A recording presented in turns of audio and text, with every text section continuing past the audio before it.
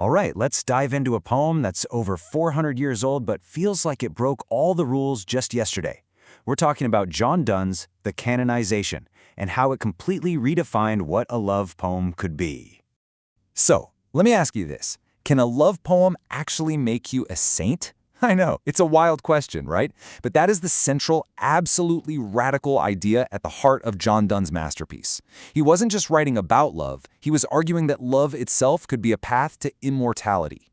Now, to really get how revolutionary Donne was, you have to understand what came before him. Back in the Elizabethan era, love poetry, well, it kind of had a playbook. It was beautiful for sure, but also a little predictable.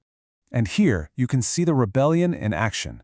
On one side, you've got the old guard, those traditional Petrarchan sonnets that were all about some idealized, untouchable beauty. But on the other side, you have Donne. He just threw that entire playbook out the window. Instead, he gave us intellectual puzzles, startling images, and this incredible mashup of the holy and the everyday. He wasn't just writing poetry, he was starting a revolution. So what was his big, radical idea? Well, Donne basically argued that a love this intense, this all-consuming, was its own kind of spiritual devotion. In his eyes, the lovers in his poem weren't just romantic figures. No, they were actual candidates for sainthood. To pull this off, Donne used his favorite tool, the metaphysical conceit.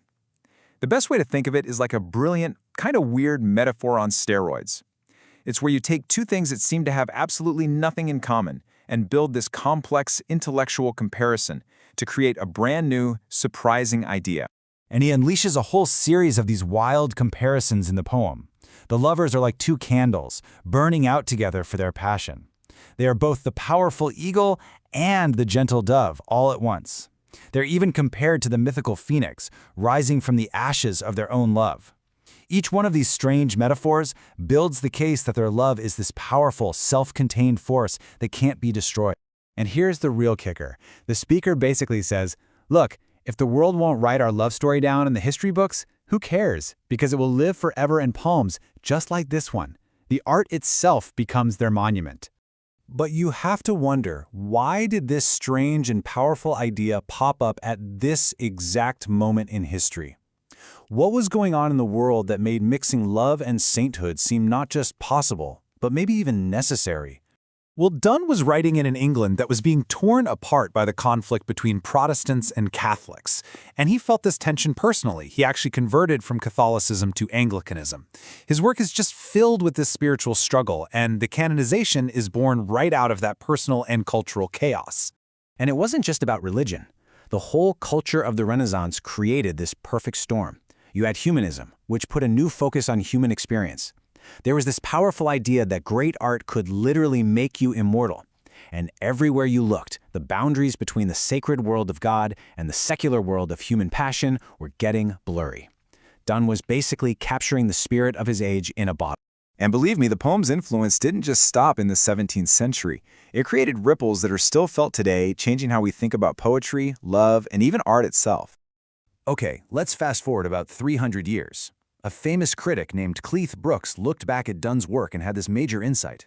He said that paradox, holding two opposite ideas together at the same time, wasn't just a clever trick. He argued it was the very soul of what makes poetry so powerful. And get this, Brooks used the canonization as his prime example to build an entire school of thought called New Criticism. For decades, this poem was a core text in universities, teaching generations of students how to read literature by looking closely at its complex arguments, its wit, and its paradoxes. So let's just pull all of this together for a second. The poem's impact is huge. It taps into the religious tension of its day, it embodies Renaissance humanism, it completely shatters literary traditions, and it even helps shape modern literary criticism. It's just this powerhouse of ideas, all packed into a few short stanzas. So if you boil it all down, here's the big takeaway. The canonization is so much more than a love poem. It's this dense, witty, profound argument about how human passion, through the power of art, can achieve a kind of spiritual immortality. It was a real turning point. Which leaves us with one final thought. Donne used poetry to elevate romantic love to the level of sainthood. It really makes you wonder, if he were writing today, what modern ideas or passions would be so important that they deserve to be immortalized, to be canonized, through our art? What's worth saving forever?